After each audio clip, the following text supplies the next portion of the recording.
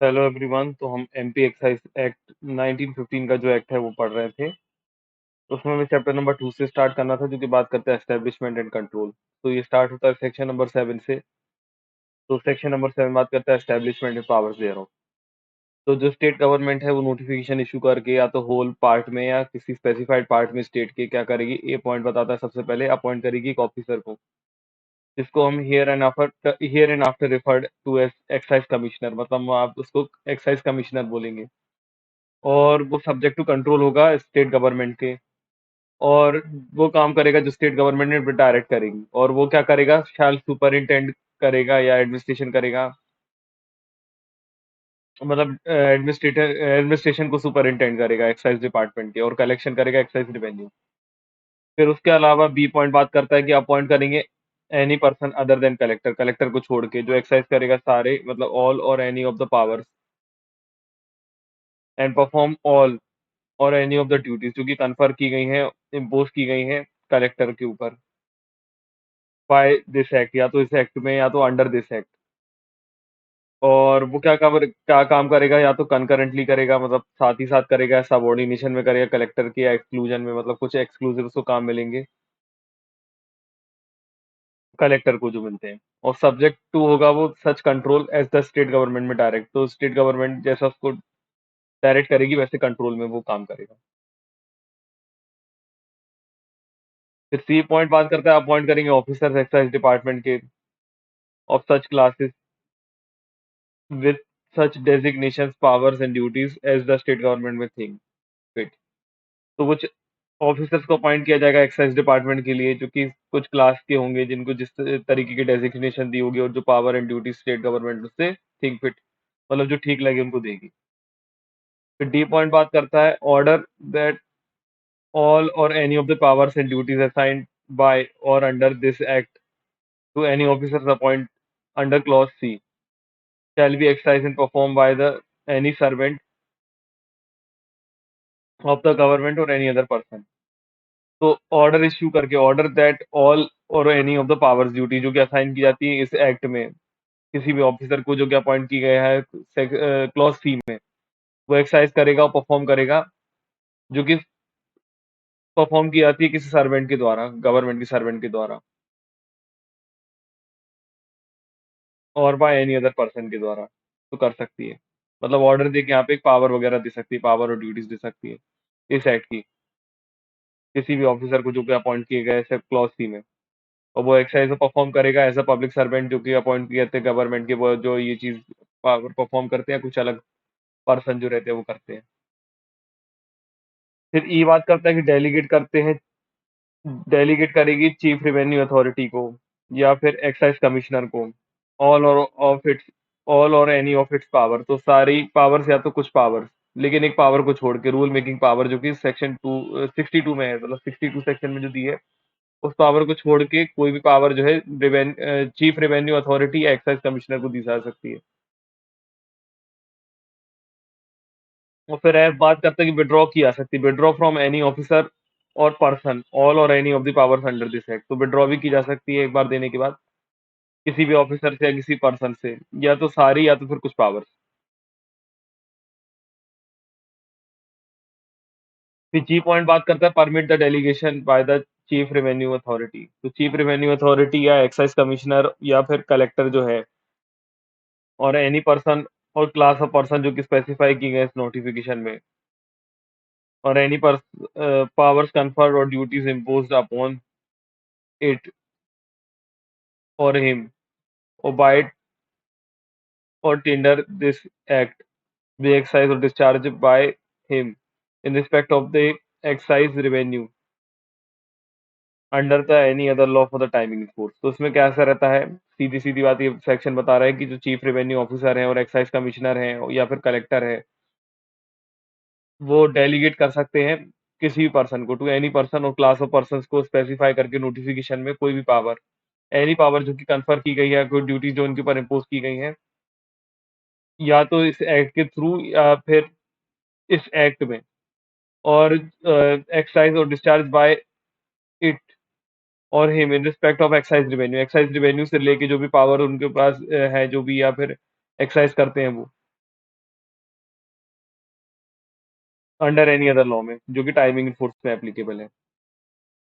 तो I hope ये आपको समझ में आएगा। सिंपल सिंपल सी बात है कि चीफ रेवेन्यू ऑफिसर और एक्साइज कमिश्नर जो है या कलेक्टर हम अपनी पावर्स को डेलीगेट कर सकते हैं नोटिफिकेशन इशू करके, जो कि उनको इस वाले एक्ट में ही पावर मिली है, किसी और एक्ट में ही पावर मिली होंगी।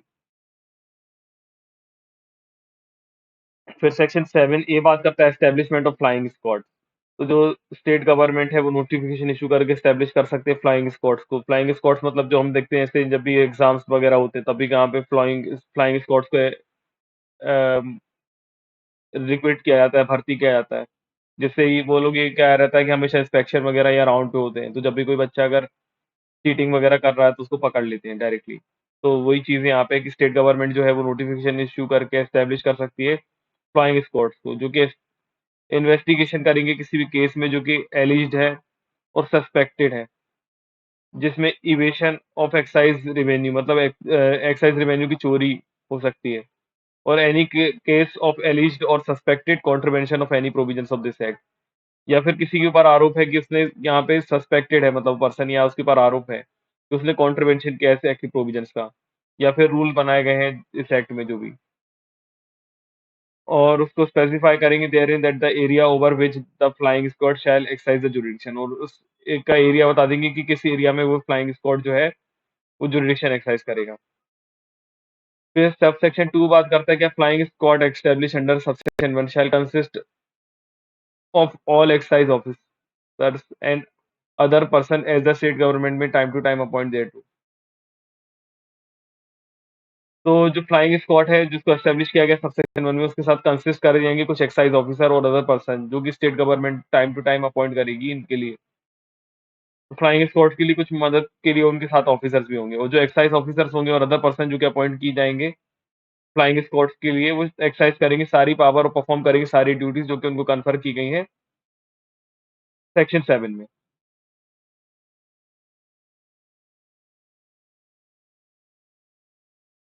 फिर चैप्टर 3 बात करता है इम्पोर्ट एक्सपोर्ट एंड ट्रांसपोर्ट। तो इम्पोर्ट मतलब होता है कहीं से कोई चीज अपने यहाँ पे लाना, मतलब अपने यहाँ पे मंगाना। एक्सपोर्ट होता है कहीं बाहर भेजना, और ट्रांसपोर्ट होता है लाना ले जाना, मतलब यहाँ से एक जगह से दूसरी जगह शिफ्ट करना।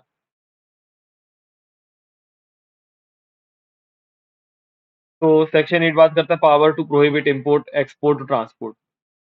तो ये सेक्शन 8 बात कर रहा है कि पावर होती है इम्पोर्ट एक्सपोर्ट और ट्रांसपोर्ट को रोकने वगैरह की, प्रोहिबिट करने की, मतलब तो स्टेट गवर्नमेंट कर सकती है। कौन है आप सबसे पहले बता दिए, स्टेट गवर्नमेंट नोटिफिकेशन इशू करके प्रोहिबिट कर देगी, या तो थ्रू आउट द स्टेट या फिर किसी स्पेसिफाई एरिया में इम्पोर्ट एक्सपोर्ट किसी भी इंटॉक्सिकेंट का, या प्रोहिबिट कर देगी ट्रांसपोर्ट किसी भी इंटॉक्सिकेंट का। सी बात करता है या फिर सुटेबल प्रोविजंस बना देगी इस इफेक्टिव कंट्रोल में ऑफ महुआ, जिसमें बेसिया लेटिफोलिया या Bassia latifolia, sorry longifolia, other than the base of which it was can be utilized for the manufacturing liquor।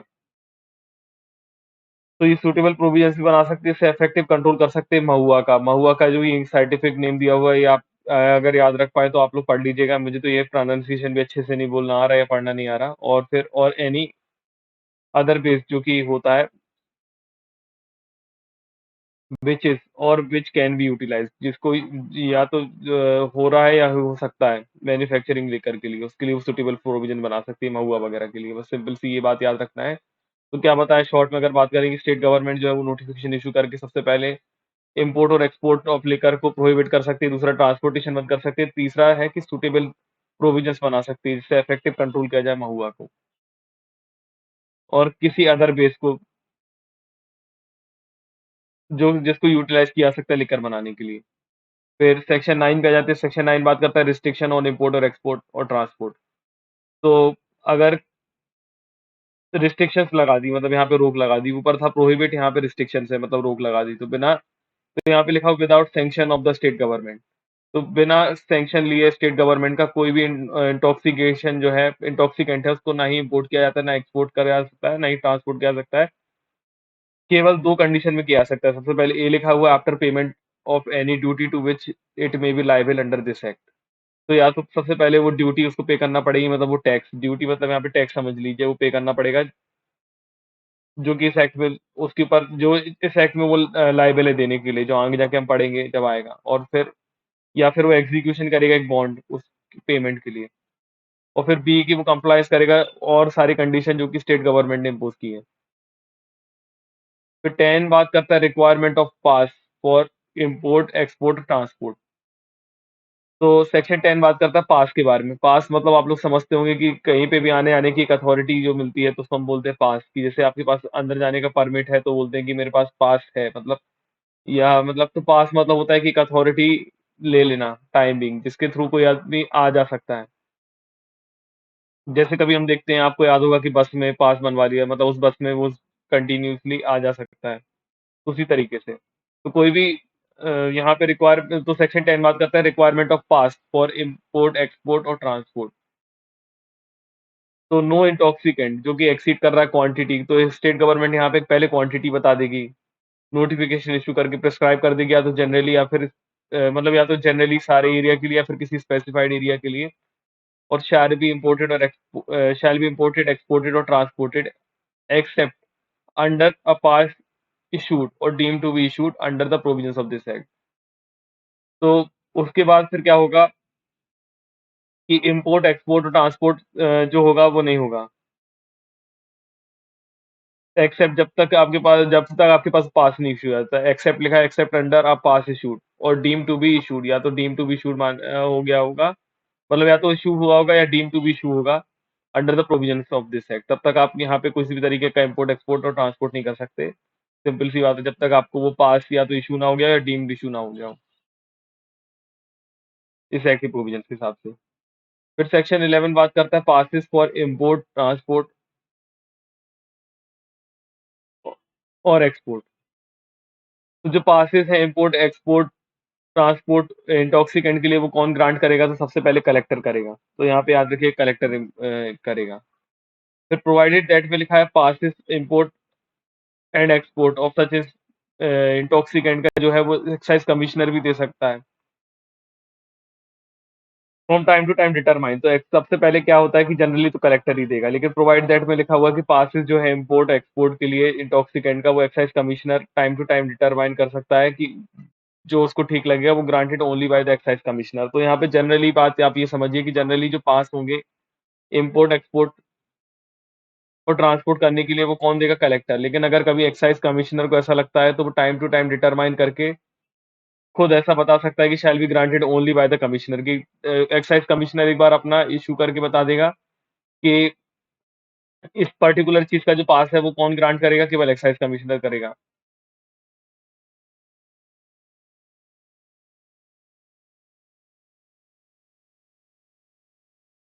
तो ये केवल एक्साइज कमिश्नर ही कर पाएगा।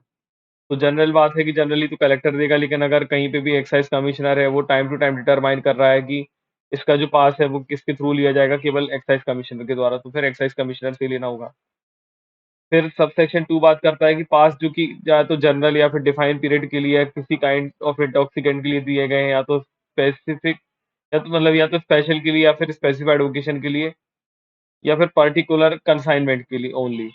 तो मतलब यहाँ पे सिर्फ इतनी सी बात बताई गई कि जो पासेस दिए जाएंगे या तो वो जनरली के लिए दिए जाएंगे, मतलब जनरल यूज के लिए दिए जाएंगे, या फिर डिफाइंड पीरियड के लिए दिए जाएंगे, या फिर किसी काइंड ऑफ इंटॉक्सिकेंट के लिए दिया सकते हैं, या फिर किसी स्पेशल या स्पेसिफाइड ओकेशन के लिए दिया सकते हैं, या फिर पर्टिकुलर कंसाइनमेंट ओनली के लिए दिया सकते हैं।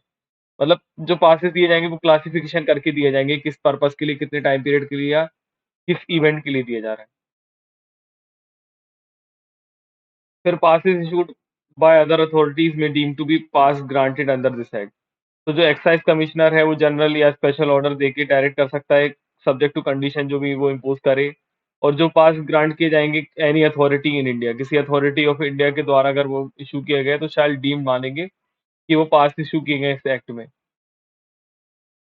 तो हमने देखा था कि या तो वो पास उसको एक्चुअल में ग्रांट हुआ या डीम्ड ग्रांट हुआ। तो डीम्ड वाला देख रहे थे ना कि डीम्ड भी मिल सकता है, तो डीम्ड कब माना जाएगा कि किसी अदर अथॉरिटी ने उसको दिया होगा। मतलब यहाँ पे किसी अदर अथॉरिटी ने उसको अगर वो पास दिया हुआ है इंडिया की, देखा यहाँ पे लिखा हुआ है pass granted by any other authority in India, तो उसको यहाँ पे डीम्ड पास ग्रांट है ऐसा मानेंगे इस एक्ट में। फिर चैप्टर 4 बात करता है manufacture, possession and sale. So liquor required to be manufacture etc of intoxication। Sorry, licence का रिक्वायरमेंट लगेगी जब भी कोई पर्सन यहाँ पे मैन्युफैक्चर करना चाहता है इंटॉक्सिकेंट वगैरह का। तो यहाँ पे लिखा हुआ है no intoxicant shall be manufactured और कलेक्टेड। तो यहाँ पे किसी भी तरीके से बिना लाइसेंस की कोई भी चीज़ नहीं की जा सकती, आपको लाइसेंस लेना पड़ता है। हमने देखा ही था कि किसी को भी अगर ये मैन्युफैक्चर वगैरह करना है, तो ये हार्मफुल चीज़ें भी हो सकती हैं, जैसे ज़्यादा ज़हर होगा या ज़हरीली शराब वगैरह होती है। तो ये सब चीज़ें जो कुछ भी हैं गवर्नमेंट के लाइसेंस के बिना ही बिना आप मैन्युफैक्चर या कलेक्ट नहीं कर सकते। तो वही लिखा हुआ है कि no intoxicant shall be manufactured और कलेक्टेड। फिर बी बात करता है किसी भी हेम्प प्लांट को भी कल्टीवेट नहीं कर सकते। फिर किसी नो टैन प्रोड्यूसिंग ट्री, किसी भी टैन प्रोड्यूसिंग ट्री को भी नहीं कर सकते। Shall be trapped and no tan shall be drawn any tree. तो किसी जो टैन प्रोड्यूसिंग ट्री है उसको भी ट्रैप नहीं कर सकते, और कोई भी टैन को ड्रॉ नहीं कर सकते किसी ट्री से, मतलब किसी भी ट्री से वो नशीला पदार्थ वगैरह नहीं निकाल सकते। डी बात करता है और किसी भी लिकर को बॉटल को सेल नहीं कर सकते, और no distillery or brewery shall be constructed for for work.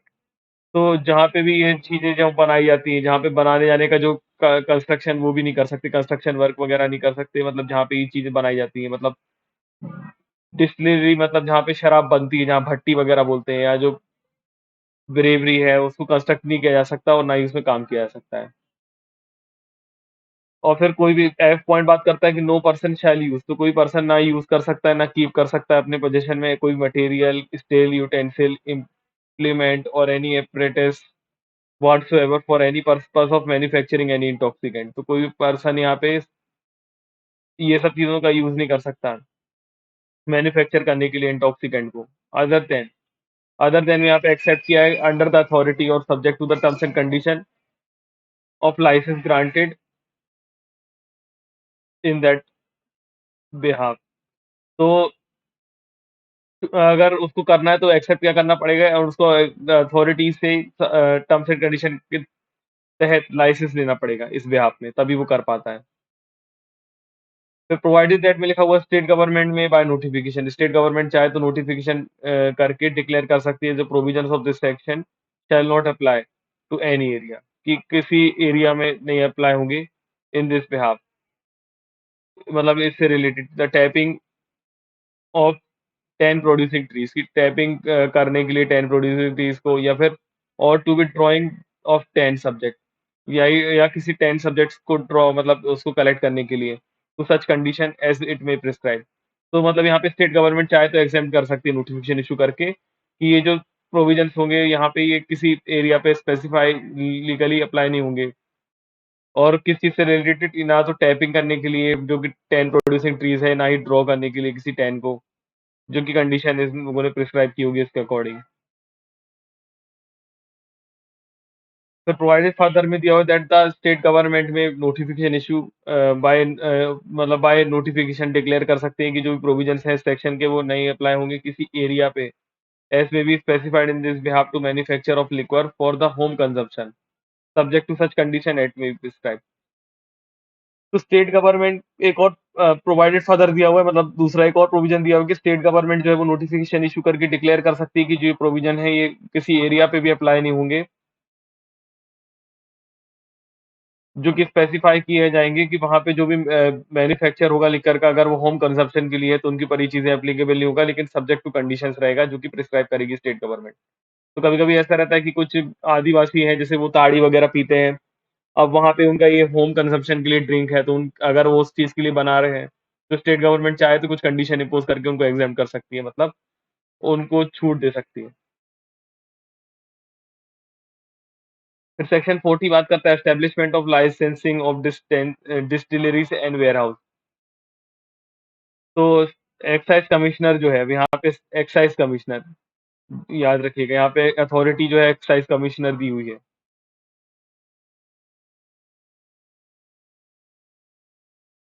तो अगर किसी को भी एस्टेब्लिश करना है, सबसे पहले डिस्टिलरी या किसी स्पिरिट जो कि मैन्युफैक्चर की जाती है अंडर लाइसेंस ग्रांट किया गया है सेक्शन 13 में on condition as state government में इम्पोज, और डिसकंटिन्यू करना है, अगर वो बंद भी करना चाहता है। बंद इसलिए यहाँ पे परमिशन लगती है कि कुछ-कुछ जो चीज़ें होती हैं, कि बहुत सारी जनरली चीज़ें ऐसी रहती हैं कि हमने देखा होगा कि कभी भी किसी को पहली बार वो चीज़ अगर खोलना है या उसके रिलेटेड सिर्फ़ जब उसको काम करना है, तब उसको टैक्स भरना पड़ता है। जैसे कुछ कपड़ों की दुकान खोल रहा है, कोई कुछ है, तो जब अगर वो बिज़नेस कंटिन्यू कर रहा है, तभी उसको टैक्स देना होता है जब वो खोल रहा है। लेकिन इस वाले एक्ट में अगर वो बंद कर रहा है, तब भी उसको ये चीज़ें गवर्नमेंट को बता के ही बंद करना पड़ती हैं, क्योंकि गवर्नमेंट को क्या होता है, इससे रेगुलरली एक तरीके से रेवेन्यू कलेक्ट होती है। तो गवर्नमेंट का नुकसान हो जाएगा अगर ये बिना बताए उनको बंद करेगा। तो बंद करने के लिए भी यहाँ पे लाइसेंस की ज़रूरत पड़ती है।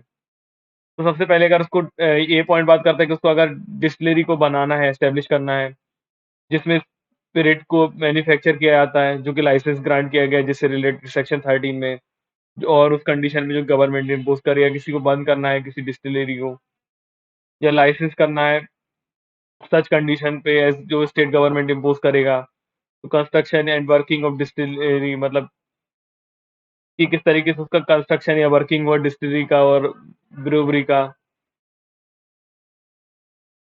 और एस्टेब्लिश और लाइसेंस अ वेयरहाउस की एस्टेब्लिश और या लाइसेंस करना किसी वेयरहाउस को एनी इंटॉक्सिकेंट जो कि उस डिपॉजिटेड हुआ है और kept without the purpose without payment of duty without payment of duty but subject to the payment of such fee as government में डायरेक्ट। तो अगर किसी को एस्टेब्लिश या लाइसेंस करवाना है किसी वेयरहाउस का जिसमें किसी भी इंटॉक्सिकेंट को डिपॉजिट किया जाता है और बिना पेमेंट किसी भी ड्यूटी के बिना पेमेंट किए अगर उसको रखना है बट लेकिन उसको वो पेमेंट करना है जो कि मतलब वो वाली फी उसको पेमेंट करना है जो गवर्नमेंट ने डायरेक्ट की है। फिर या तो फिर उसके बाद फिर वही बात बात होगी डिसकंटिन्यू करना है किसी वेयर हाउस को। तो इसको कौन देगा?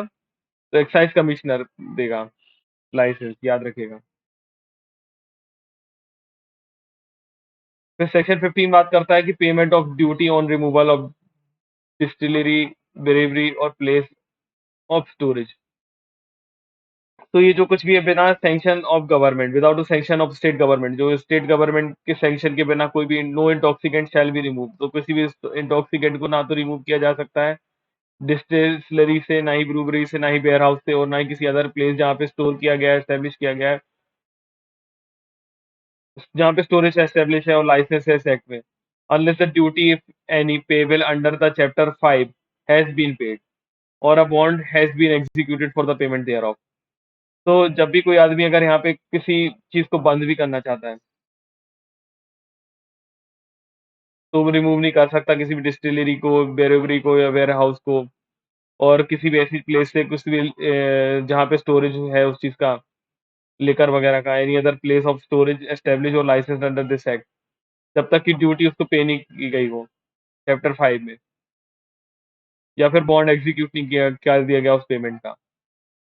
हाँ, तो शायद यहाँ पे बंद करने वाली बात नहीं है, लेकिन हाँ, जब तक एक भी जगह मतलब जब तक सैंक्शन स्टेट गवर्नमेंट के लिए ले लेते, तब तक यहाँ से कोई भी चीज़ को रिमूव नहीं किया जाएगा, जो यहाँ पे इनके यहाँ पे रखी हुई है। मतलब किसी के वेयर हाउस में या स्टोरेज जगह पे कहीं पे कुछ भी रखा हुआ है, तो तब तक यहाँ से वो चीज़ें हटाई नहीं जाएँगी, जब तक उनका रेवेन्यू पे नहीं कर दिया जाए या फिर बॉन्ड एग्ज़ीक्यूट नहीं कर दिया जाए उस पेमेंट के लिए, तब तक यहाँ से वो चीज़ें हटाई नहीं जा सकती या ले आई नहीं जा सकती। फिर सेक्शन 16 बात करता है कि पोजेशन ऑफ इंटॉक्सिकेंट्स जनरली।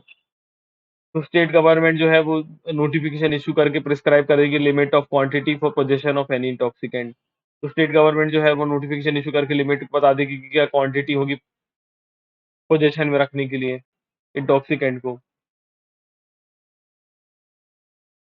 फिर प्रोवाइड द डिफरेंट लिमिट्स में be prescribed for different quantities of same article, different quality sorry. तो यहाँ पे डिफरेंट लिमिट्स बताई जा सकती हैं, प्रिस्क्राइब की जा सकती है डिफरेंट क्वालिटीज के लिए सेम आर्टिकल के। फिर सबसेक्शन 2 बात करता है कि no person shall have the position of any quantity of any intoxicant in excess of such limit prescribed under subsection 1। तो किसी पर्सन के पास अपने उसकी पोजीशन में मतलब ये क्वांटिटी से ज़्यादा इंटॉक्सिकेंट नहीं होना चाहिए जो कि एक्सेस हो जाएगा लिमिट जो कि स्पेसिफाई की गई सबसेक्शन 1 में। और अगर है तो एक्सेप्ट अंडर द अथॉरिटी मतलब अथॉरिटी लेना पड़ेगी in accordance with the terms and condition, तो जो कि टर्म्स एंड कंडीशन जो कि इम्पोज की गई हो। ये बता रहा है कि licence for manufacture cultivation collection sale और सप्लाई ऑफ सच इंटॉक्सिकेंट, कि सबसे पहले लाइसेंस लेना पड़ेगा मैन्युफैक्चर, कल्टीवेशन, कलेक्शन करने के लिए, सेल करने के लिए, सप्लाई करने के लिए उस इंटॉक्सिकेंट का। फिर या फिर है कि a pass for import, export, transport of such intoxicant, या तो फिर पास ले लिया जाएगा उसके इम्पोर्ट, एक्सपोर्ट, ट्रांसपोर्ट करने के लिए उस इंटॉक्सिकेंट का, या फिर परमिट जो कि ग्रांट किया गया है इस एक्ट में। ये सब चीज़ों में से कोई चीज़ होना चाहिए मतलब। फिर सबसेक्शन 3 बात करता है, subsection 2 shall not apply to any foreign liquor, तो फॉरेन लिकर पे ये सबसेक्शन 2 अप्लाई नहीं होता है। और फिर उसमें ए पॉइंट दिया हुआ है कि which is the possession of any common carrier और वेयरहाउसमैन ऑफ एज़ सच, तो इसके ऊपर अप्लाई नहीं होगा, जो कि किसी पोजीशन में है, किसी कॉमन कैरियर के पास में है या किसी वेयरहाउसमैन के पास में है, एज़ सच लिखा हुआ है, तो इस चीज़ पे एप्लीकेबल नहीं होगा। फिर बी वाला क्लॉज़ है वो ओमिटेड है। फिर सबसेक्शन 4 दिया हुआ है, notwithstanding anything contained in the foregoing subsection, तो इससे फ़र्क नहीं पड़ता कि फोरगोइंग सबसेक्शन में क्या लिखा हुआ है। स्टेट गवर्नमेंट जो है वो नोटिफ़िकेशन इश्यू करके प्रोहिबिट कर सकती है पोजेशन बाय एनी पर्सन, कि कोई भी जो है वो पोजीशन में नहीं रख सकता, या तो वो पर्सन, एनी पर्सन या class of person, either in state और इन स्पेसिफाइड एरिया, या तो पूरे स्टेट में या उस स्पेसिफाइड एरिया में। एनी इंटॉक्सिकेंट आइदर एब्सोल्यूटली, या तो पूरी तरीके से, या सब्जेक्ट टू कंडीशन एज वे प्रिस्क्राइब। तो मतलब यहाँ पे इससे फर्क नहीं पड़ता कि ऊपर के प्रोविजन में क्या लिखा हो, स्टेट गवर्नमेंट जो है वो नोटिफिकेशन इशू करके प्रोहिबिट कर सकती है किसी भी तरीके से किसी भी पर्सन या क्लास ऑफ पर्सन को, या तो पूरे स्टेट में या तो किसी स्पेसिफाइड एरिया में, कि या तो वो इंटॉक्सिकेट रख सकता है, मतलब इंटॉक्सिकेंट रखने से संबंधित, या तो पूरी तरीके से, मतलब इधर एब्सोल्यूटली लिखा है या कुछ कंडीशन जो कि प्रिस्क्राइब की गई है उस हिसाब से।